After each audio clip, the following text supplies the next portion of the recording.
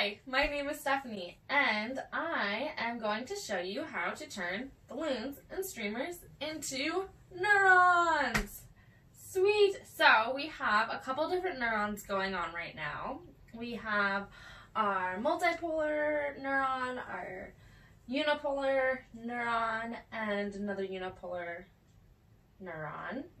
Our dendrites here. Our axon is right here. We have our myelin sheath going down here, down to our axon terminal. Ta-da! So cool. With this one, we have our unipolar one, which looks like this, if you're looking at the anatomy of it. So it doesn't have the dendrites coming up at the top, has them kind of coming from the sides.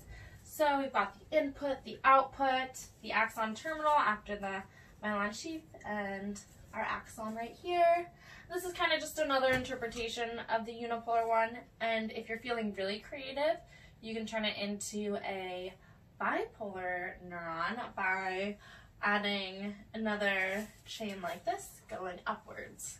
But I did not do that today, so I'm going to show you how to make them now. Step one is choosing your balloon. I'm going for this fun confetti one because we don't have a confetti one up yet. You're supposed to rub them against carpet or something, get some friction on it. Maybe the corduroy will work. We'll find out. I personally like to dance while I blow up the balloons, but it's your choice.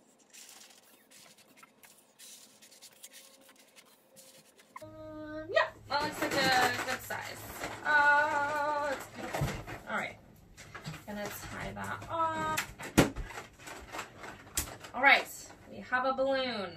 Yes.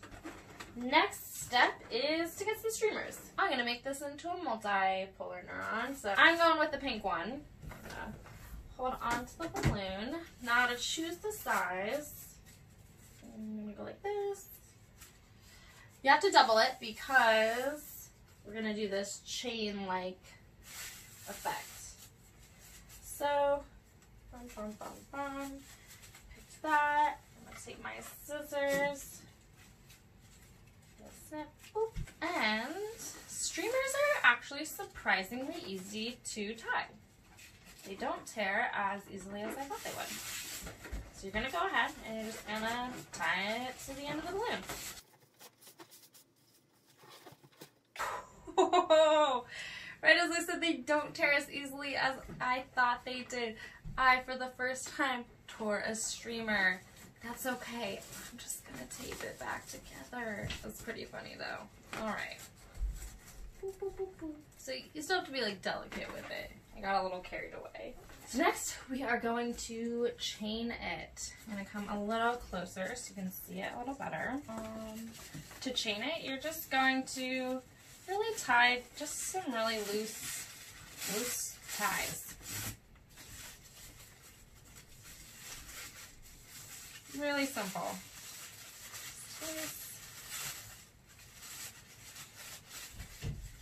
Loose.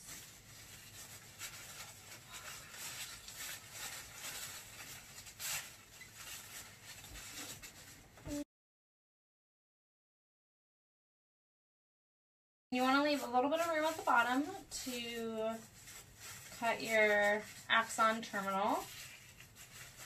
So I like to leave about like 1 link's worth of stuff left at the bottom. Take your scissors. I think that 3 sections is just perfect, so I cut the end into thirds.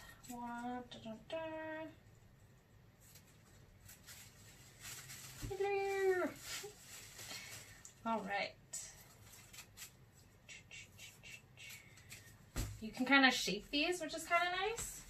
So you can just kind of twist them, turn them around. We are almost there. See how quick that was? Super easy. Next, though, we are going to add our dendrites. So this is the fun part. Now, I did not fully stock up at the art store for this before everything closed. So I looked around in previous boxes of art projects and found just a few, what are these, pipe cleaners left over.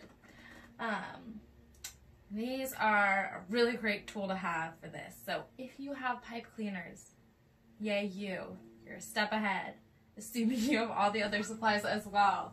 But the reason we have the pipe cleaners is because it helps the crepe paper to, the streamers, it helps them to stick out, gives them more of a body.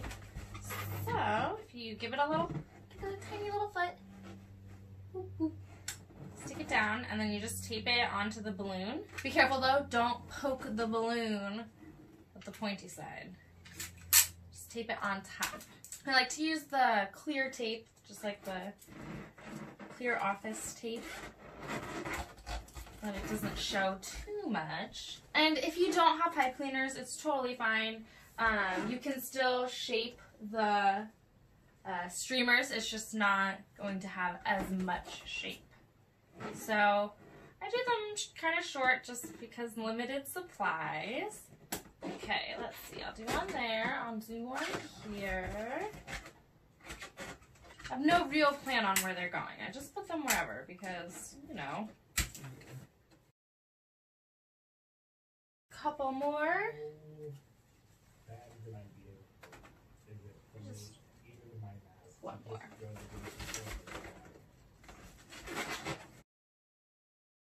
I'm going to grab some more pink streamer, and you're just going to wrap it around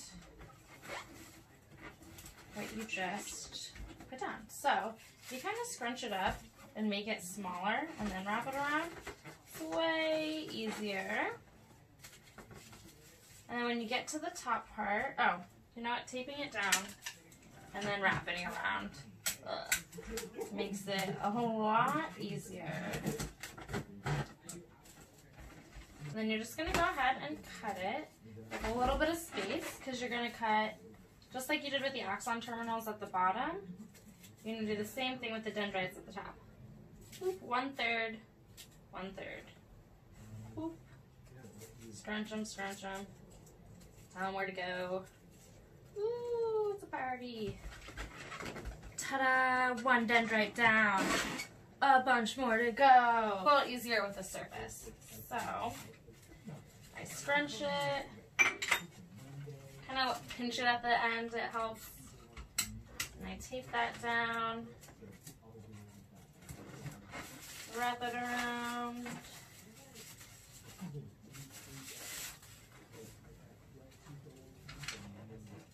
Cut it. For efficiency, I'm just going to put all the things down and then cut them all at once at the end. And I'm also just going to go ahead and put some pieces of tape aside for myself. And I'll do one without the pipe cleaner, just so you can kind of see the difference. But look how good it's looking. Stoked. Okay.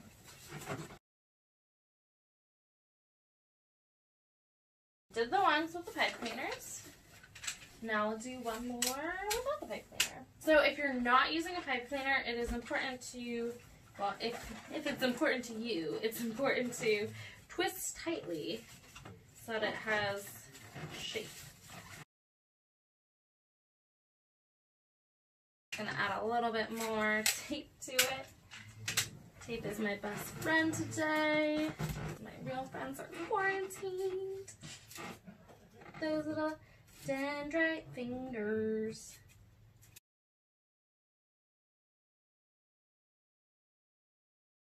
Go ahead and give them some shape. Beep boop bop bop. So that they can say hi to their friends. So they can reach out and connect with one another. Alright, and there we have it, a multipolar neuron. Can you even tell which one of these wasn't done with a pipe cleaner? Barely. It was this one. So that is your basic multipolar neuron tutorial. If you want to make a unipolar one, all you have to do is just make another chain like we made for this one and attach it here. and don't put the dendrites on here. And these ones are a lot easier to make because, you know, less steps, easier. I bet you're wondering how these are floating because I do not have a helium tank. But I really wanted to demonstrate how cool they look when they are floating. So in order to get this cool floating effect, I used tape. I used tape and I used fishing wire and a single bead to attach these to my ceiling. So there is wire up top, and that is how these are hanging up. So I will go ahead and show you how to do that as well.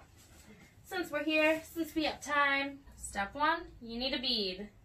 You don't need a bead, I prefer a bead. So if you have any little beads lying around, now's the perfect time to choose one of them.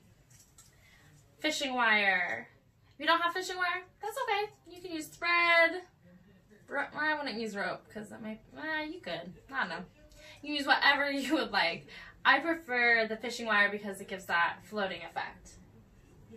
But right now, I do realize that we are all kind of limited to what we have lying around. So, take a bead and tie it on. And I do the bead on here just because when I tape it to the balloon, it's less likely to just kind of like slide under the tape. I don't know if you've ever had that problem taping down fishing wire, just string or rope in general, or just kind of slides out of the tape.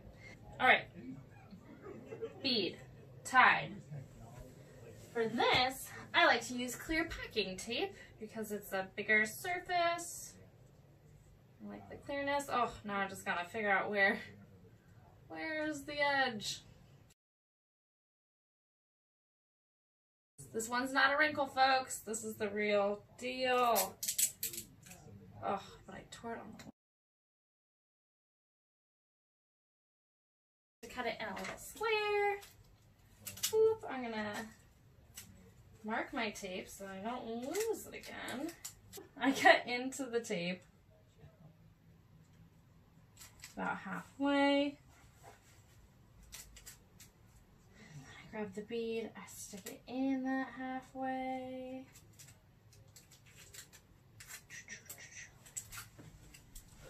And then I just plop it on the top. There's usually a slightly different color on the top of, on the very top of the balloon, so it's kind of easy to tell.